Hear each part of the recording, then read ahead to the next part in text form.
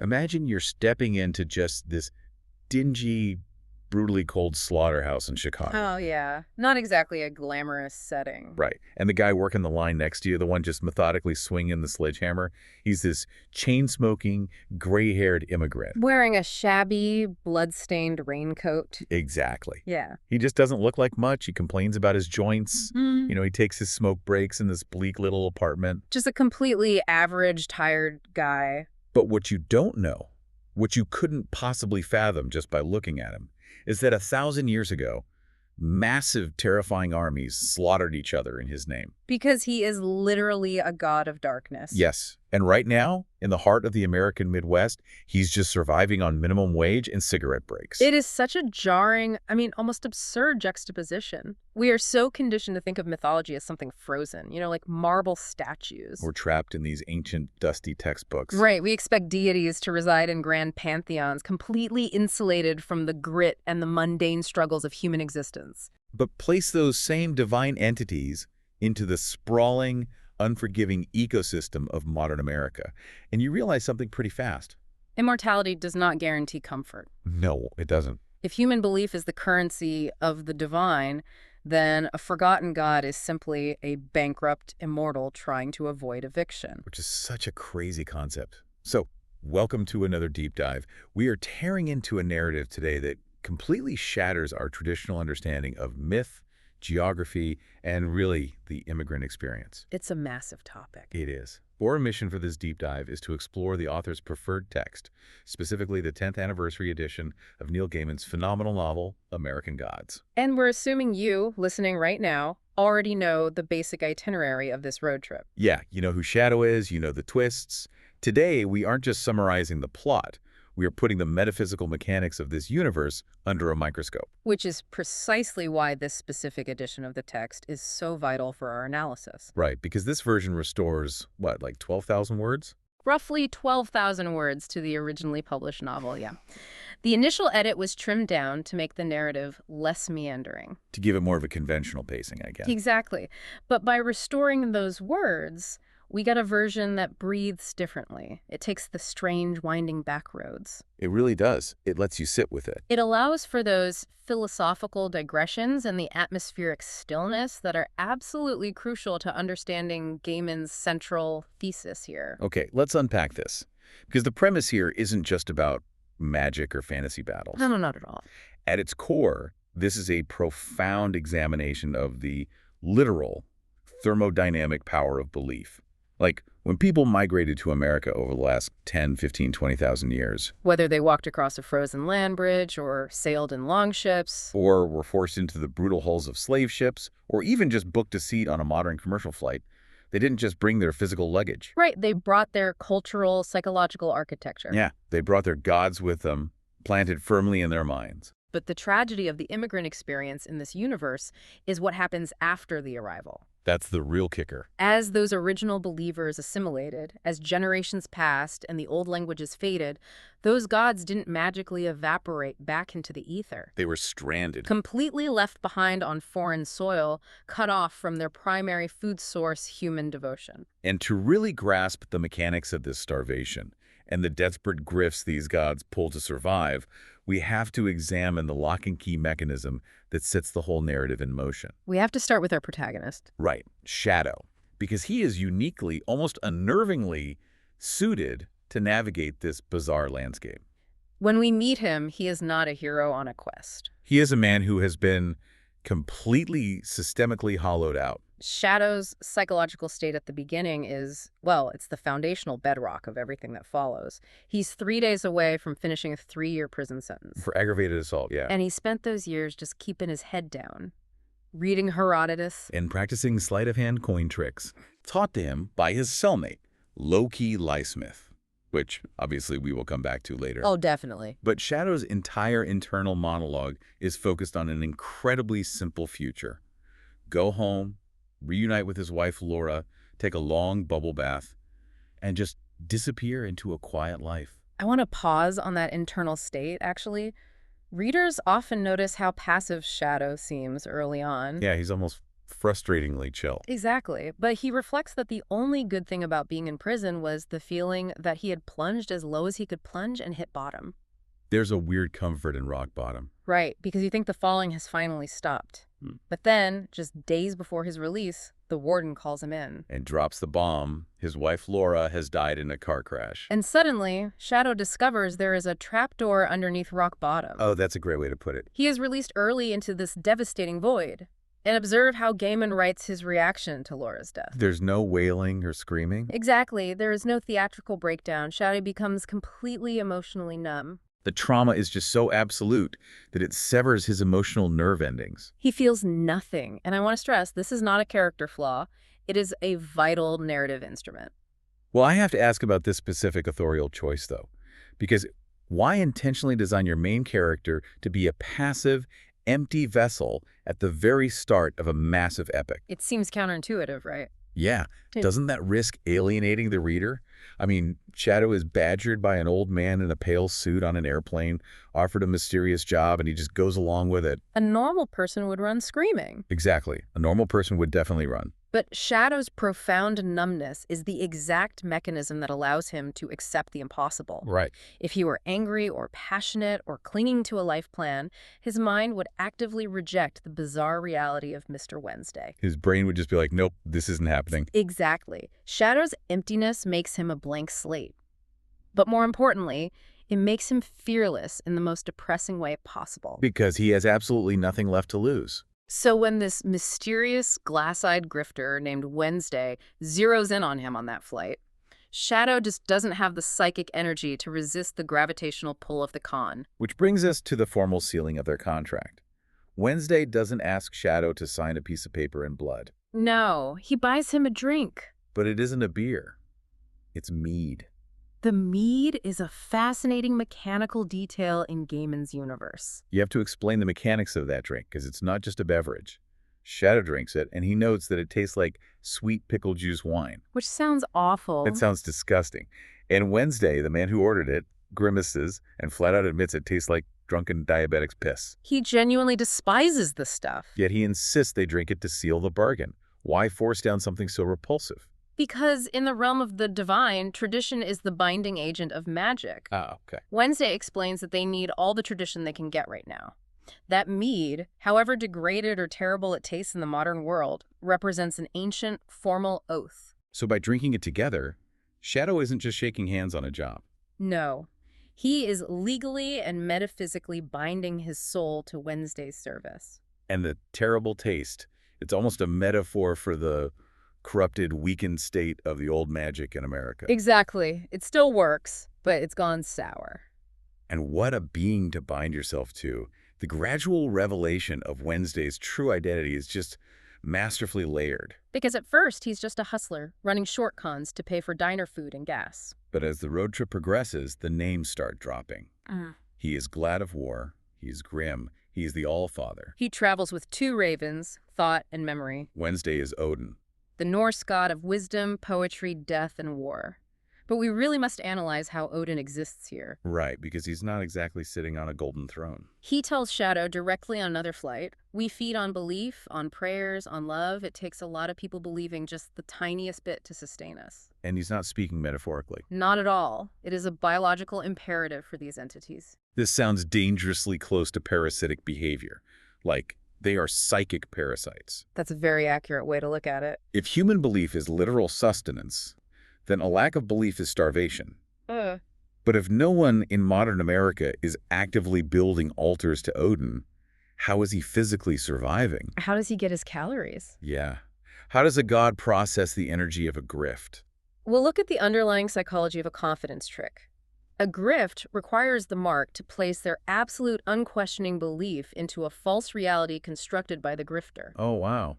I never thought about it like that. Even if that belief only lasts for 20 minutes while money changes hands, it is a concentrated burst of intense, focused human attention. So for a starving god like Odin, running a con isn't just about stealing cash to buy a motel room. It's about harvesting that fleeting moment of absolute belief. It's like empty calories compared to a blood sacrifice. Exactly.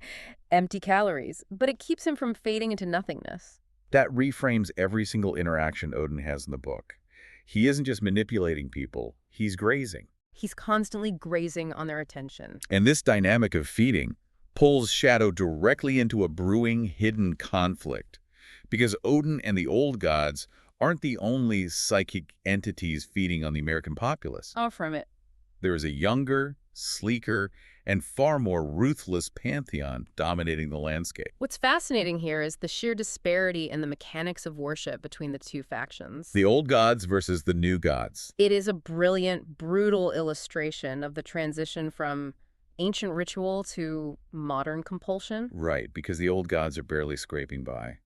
We have Jernobog in his slaughterhouse, We have Mr. Nancy, the West African spider god. dressing in those loud checkered suits and lemon yellow gloves, relying on stories and trickery to maintain his form. And Easter, or Eostra, surviving purely because her ancient pagan festival was co-opted by a massive commercialized holiday involving chocolate bunnies. They exist in the forgotten, dusty corners of the country. They're cab drivers. They're morticians. They are marginalized because the nature of American sacrifice has evolved. Yeah, let's talk about the new gods, because they don't require conscious prayer. They are the entities spawned by the relentless, all-consuming obsessions of modern society. Right, gods of credit cards, Mhm. of the sprawling freeway system. The internet represented as that petulant, volatile, technical fat kid in a limousine. And of course, the incredibly potent figure of media.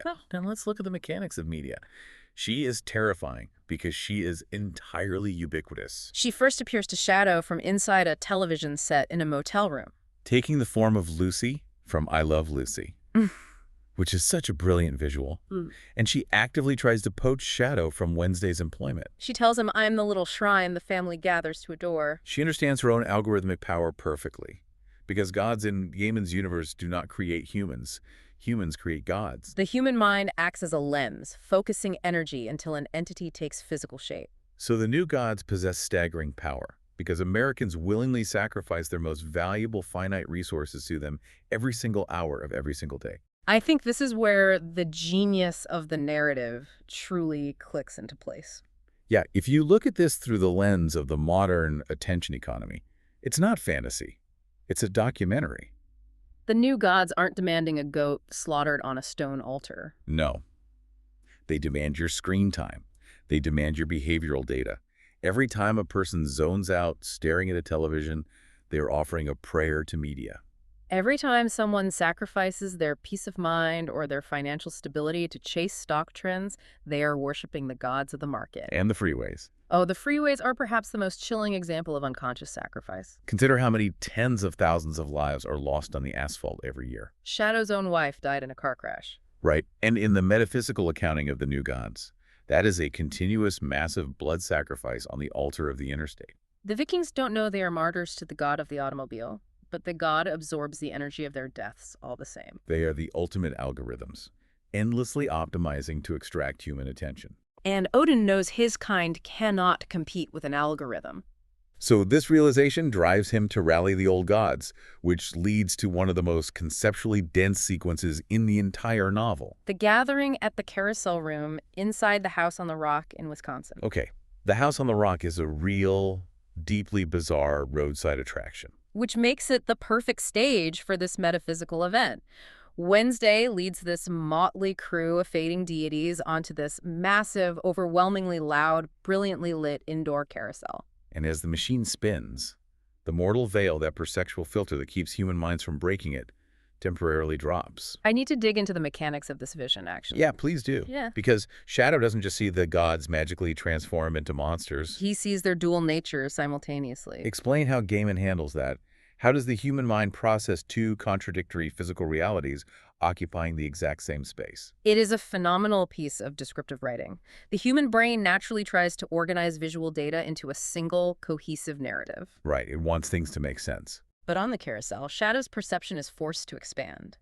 When he looks at Mr. Nancy, his eyes report two conflicting truths that are both absolutely real. On one layer, he sees an old black man with a pencil mustache, wearing a checkered jacket, riding a wooden carousel lion. But simultaneously, bleeding through that image, he sees a towering, terrifying jeweled spider with eyes like an emerald nebula. It's so visceral. Yeah. And when he looks at Zernebog, He sees the gray-haired slaughterhouse worker, but he also sees a blood-soaked prince with flowing dark hair and a squat, ancient creature with burning coals for eyes. it's sensory overload. It just proves that these beings are not just flesh and blood. They're physical manifestations of incredibly dense, multifaceted ideas. And from the spinning carousel, their consciousness, or perhaps their physical bodies, the text beautifully blurs the line here, is transported to Velasquez. The Great Hall of Odin. Exactly. Here, Wednesday makes his grand pitch. He stands before a roaring fire and tells these battered survivors that a storm is coming. He insists the new gods intend to wipe them out completely, and their only option is to band together and wage a preemptive war. But the old gods are not eager recruits. No, they're exhausted. They have spent centuries learning how to hide.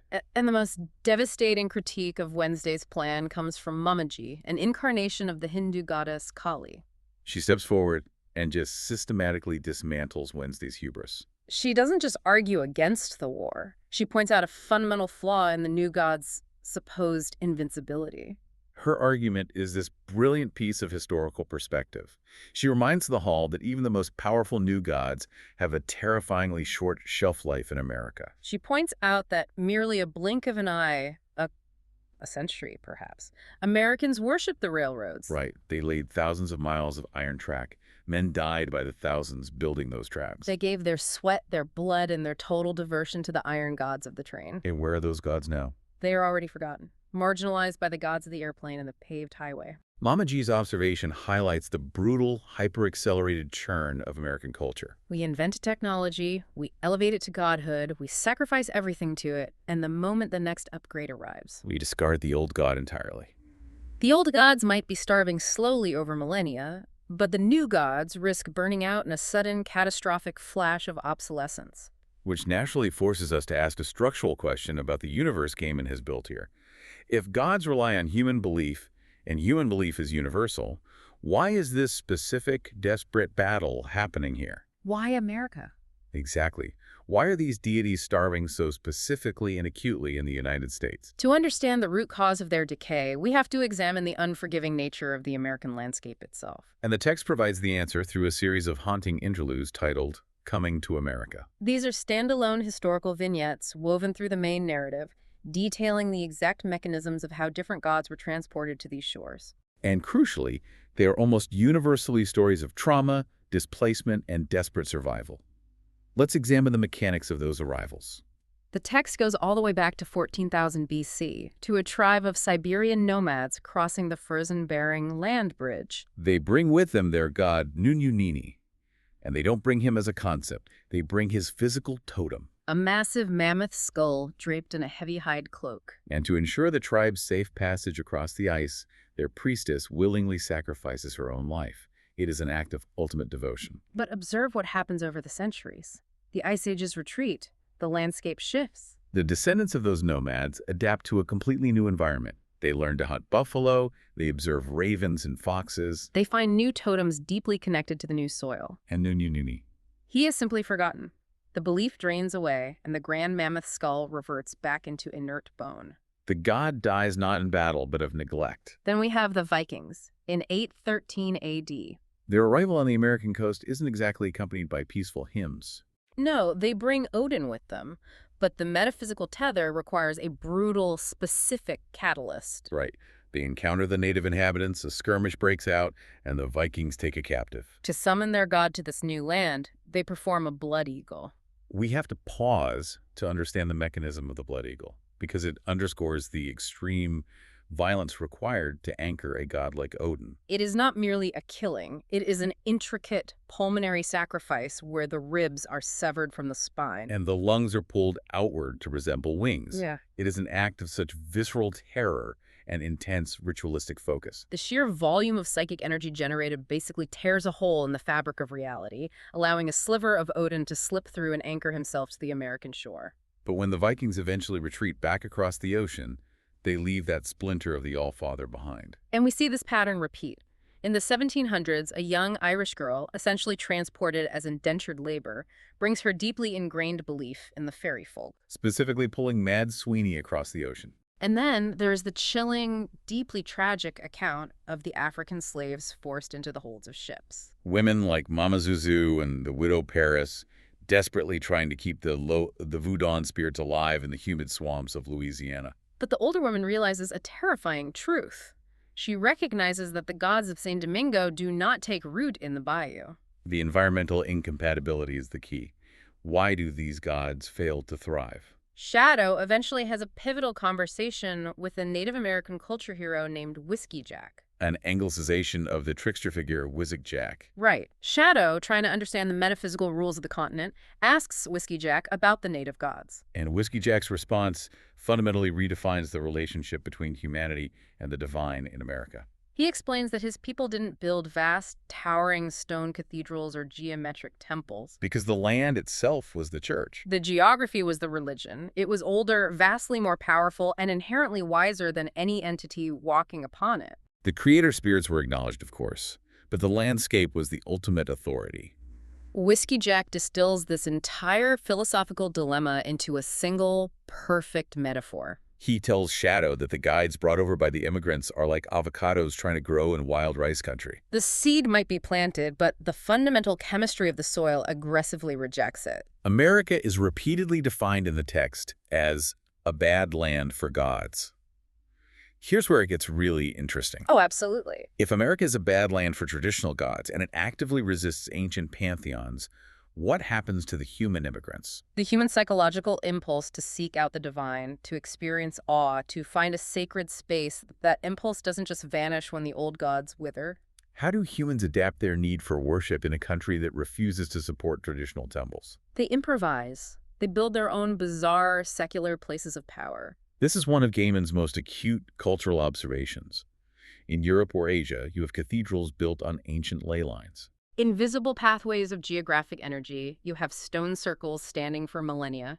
But America lacks that specific type of ancient, concentrated infrastructure. So Wednesday explains to Shadow that Americans respond to that subconscious cosmic pull toward the infinite by creating roadside attractions. Right. A man feels a mysterious buzzing in his soul, a calling he cannot articulate, so he buys a plot of land and builds a giant model structure out of beer bottles. Or he builds Rock City, or the House on the Rock. These places become accidental magnets for belief. People travel hundreds of miles, pay an admission fee, buy a hot dog, and walk around in a state of mild, confused awe. It is a modern, degraded form of pilgrimage, but it generates real, tangible psychic energy. However, the landscape possesses a dual nature.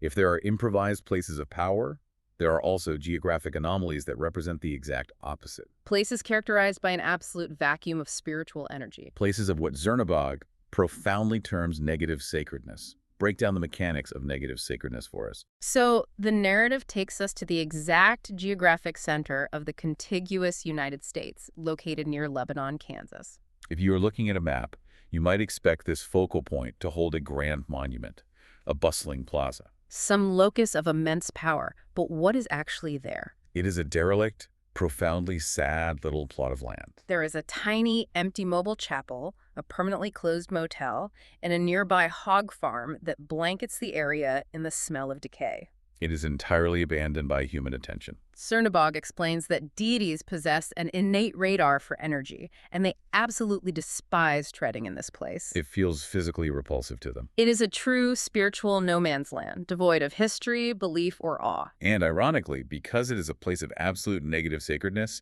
it becomes the only viable location for a truce. It is neutral ground purely because every single mythological entity loathes it equally. And it is precisely at this bleak, forgotten center point of the American map that the Cold War shatters and the actual bloodbath begins. Right. Wednesday arranges formal peace talks with the leadership of the new gods at this derelict motel. He walks out into the center of the barren field, supposedly to negotiate terms of surrender or compromise. But the entire meeting is a trap. The new gods assassinate Wednesday. They execute him right there in the dirt, and they don't just kill him quietly. No. Media ensures a camera captures the entire event, broadcasting his murder on a secure television feed for all the other gods to witness simultaneously. It is a brutal, calculated execution. And it achieves the exact outcome Wednesday had spent the entire novel trying to provoke. It unites the old gods. The broadcast of Odin's death ignites a firestorm of fury among the fading pantheon. The war is officially on. But for Shadow, the geopolitical maneuvering of the gods suddenly takes a backseat to a deeply personal, magical obligation. We must return to the mead. That sweet pickle juice wine was a contract. Wednesday told Shadow very clearly that in the event of his death, Shadow's contractual duty was to hold his vigil. But holding a vigil for the Norse Allfather isn't about wearing a black suit and sitting quietly in a funeral parlor. The tradition demands a very specific, agonizing ritual. Shadow is required to hang from a world tree, an immense ash tree located on a secluded farm in Virginia, for 9 days and 9 nights. He is bound to the trunk, denied food, denied water, and left entirely exposed to the elements. He offers himself as a living sacrifice. The sequence of Shadow on the tree is a masterclass in hallucinatory sensory writing. We are forced to endure his methodical physical decay and his simultaneous spiritual expansion. As dehydration and exposure slowly dismantle his biological functions, his consciousness begins to mutate. Explain the mechanics of that shamanic journey. Because he doesn't just hallucinate. Right, his perception literally merges with the biology of the tree. Correct. The boundaries of his ego dissolve. He stops feeling the ropes cutting into his wrists and begins to feel the sap moving sluggishly beneath the bark. He feels the roots of the ash tree blindly grinding deep into the earth, searching for water. He hears the frantic, skittering heartbeat of Ratatosk, the mythical squirrel that travels up and down the trunk of the world tree, carrying messages between the roots and the branches. Shadow stops being a man tied to wood. He becomes the wood. And eventually, inevitably, his physical body shuts down. Shadow dies. And upon dying, his soul is untethered. But in Gaiman's complex metaphysical ecosystem, where does a soul go? Shadow doesn't ascend to a Christian heaven, nor does he descend to a fiery hell. His consciousness is transported to the Egyptian underworld. This transition makes perfect sense within the internal logic of the narrative. Earlier in his journey, Shadow had spent time working at a funeral parlor in Cairo, Illinois. Run by two meticulous, quiet men named Mr. Ibis and Mr. Jekyll. In the mortal world, they prepare bodies for burial. But here in the vast, sand-swept expanse of the underworld, they are fully realized in their divine forms. Thoth, the ibis-headed god of knowledge and writing, and Anubis, the jackal-headed judge of the dead. The weighing of the heart. It is arguably one of the oldest, most foundational myths in human civilization, and Shadow is forced to endure it. Anubis places a single, pristine feather of truth mat on one side of a massive golden scale. He then physically reaches into Shadow's metaphysical chest, extracts his heart, and places it on the opposing scale. What follows is a devastating psychological autopsy. Anubis doesn't just pass a rapid judgment. He ruthlessly dissects every minute detail of Shadow's existence. The text forces us to confront what actually constitutes a sin in this universe. Anubis examines every lie Shadow ever told, every petty theft, every moment of selfishness, every time he hurt Laura. All the defensive walls Shadow built during his time in prison are stripped away. He is reduced to weeping openly, exposed completely before the gods of death. But the scale balances. His heart is no heavier than the feather. Because he passes this ultimate moral trial, Thoth and Anubis offer him a profound reward. They tell him he has the right to choose his own afterlife. He has seen the mechanics of the universe. He can select a paradise, a realm of continuous pleasure, or a specialized heaven. And Shadow's choice brings his character arc full circle. He chooses nothingness. He looks at these ancient gods and says, I want to rest now. That's what I want. I want nothing. No heaven, no hell, no anything. Just let it end. It harks back to that profound, hollowing emptiness we discussed at the very beginning of the novel. He has been manipulated, used as a pawn, dragged across a country, and literally starved to death on a tree. He is utterly exhausted by the relentless, greedy games of deities. He chooses to step through a door into absolute oblivion. If we connect this to the bigger picture, Shadow's choice is a radical act of rebellion. The gods, both old and new, feed on human attention. They feed on our hopes for the afterlife, our prayers, our continuous engagement. By choosing absolute nothingness, Shadow denies them their currency. He refuses to participate in the economy of belief. However, the universe isn't done with him. His rest is incredibly short-lived. While Shadow is dead and experiencing the void, his wife Laura, who has been existing as a slowly rotting, undead revenant ever since her car crash, finds her way to the base of the world tree. She intercepts Easter, And Laura possesses a specific, highly charged artifact. A magical solar gold coin that Mad Sweeney the Leprechaun had accidentally given to Shadow way back at the start of the book. The mechanics of that coin are crucial. It isn't just a piece of precious metal. It is a concentrated battery of solar energy, tied to the mythos of the sun and resurrection. Easter, representing the ancient forces of spring and rebirth, takes that coin from Laura and uses its immense stored power to physically pull Shadow's consciousness back from the void. She restarts his heart. He wakes up at the base of the tree, shivering, alive, but fundamentally altered. He possesses a clarity he lacked before. During his agonizing time on the tree and his journey through the underworld, he saw the hidden gears of the universe turning. He understands the architecture of the conflict, and he realizes a terrible foundational truth about the massive war that is about to erupt. He knows he has to stop it. He manages to summon a thunderbird, a massive, mythical storm bird of deep Native American legend. Shadow climbs onto the back of this creature and literally rides the lightning through a raging tempest, flying toward Rock City. Rock City is the chosen battlefield. It's another roadside attraction, but now it's stripped of its mundane disguise. Shadow stumbles onto this mountaintop arena, and it is sheer chaos. Minotaurs, Ifrits, television gods, and railroad barons are screaming for blood, weapons drawn, ready to annihilate each other. And Shadow, battered and bruised, steps directly into the center of the crossfire to drop the master twist of the entire narrative. It is a breathtaking revelation that forces the reader to reevaluate every single chapter that came before. The entire war, the escalating tensions, the assassinations, it is all a con.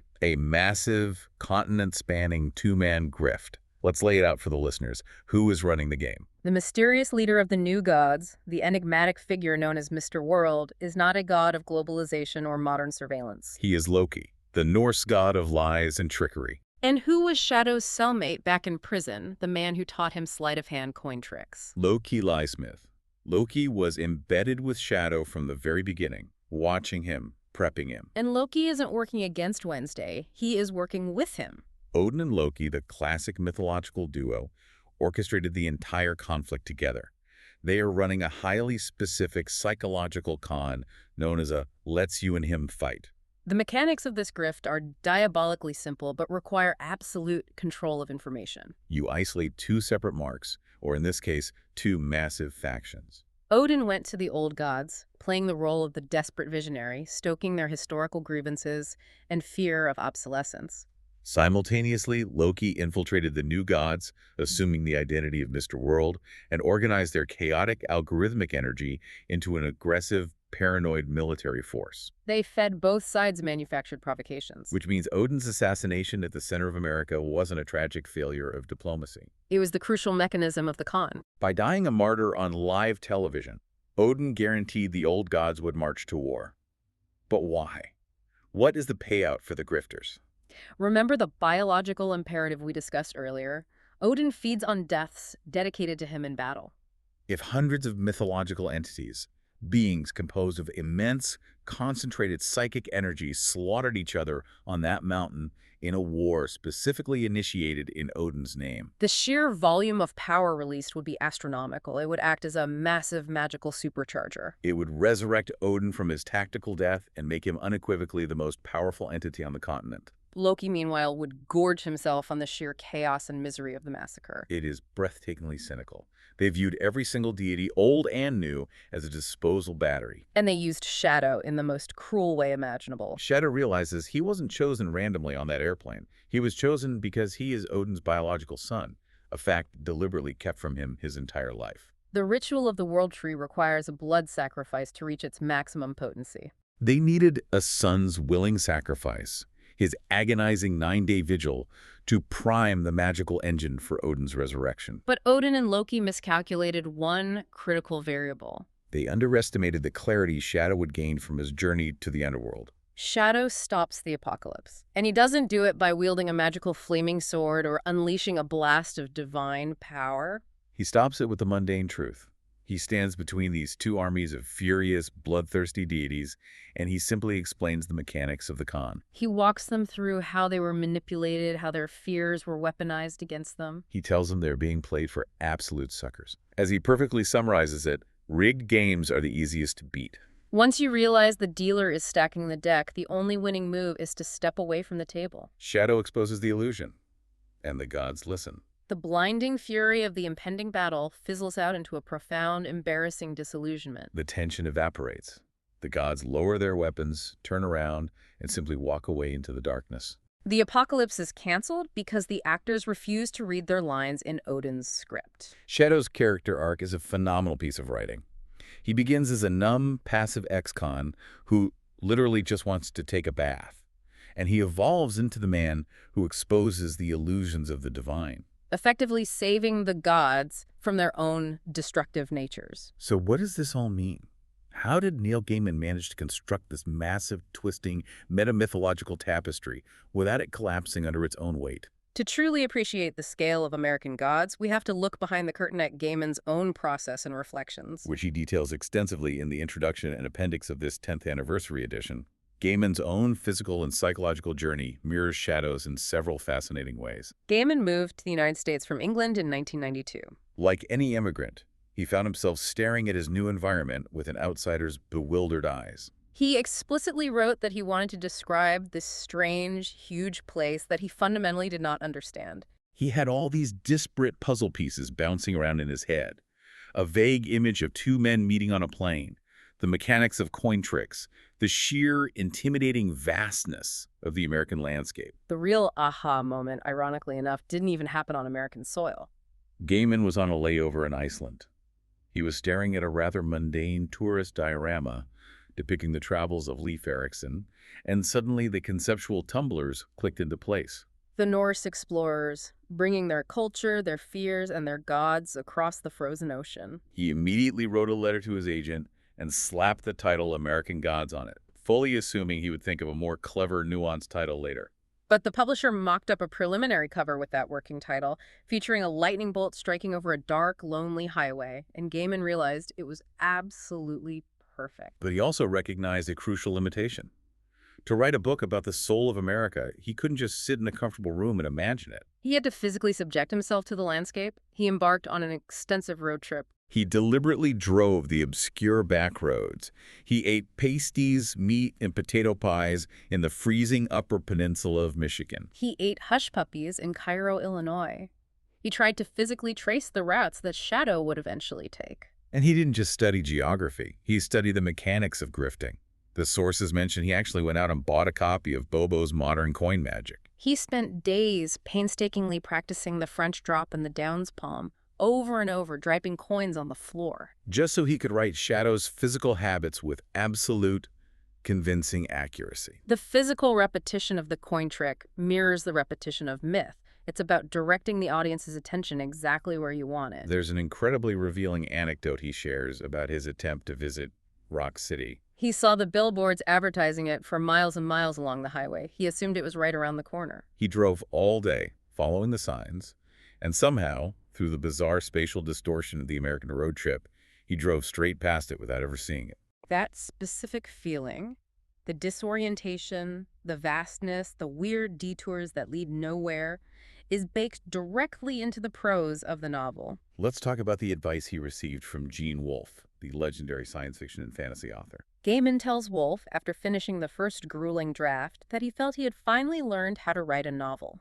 And Wolfe, with the wisdom of a seasoned veteran, smiled and replied, "You never learn how to write a novel. You only learn to write the novel you're on." It is profound advice because it highlights the unique structural demands of this specific book. Gaiman had to invent a completely new narrative architecture to capture the chaotic size of America.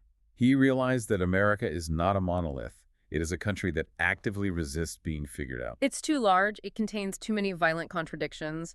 Writing about it is like the old fable of the blind man and the elephant. You can only accurately describe the specific part of the beast you are currently touching. And that ties directly back into the thematic core of the narrative.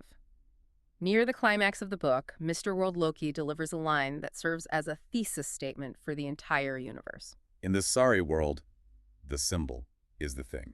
It is a devastatingly accurate summary.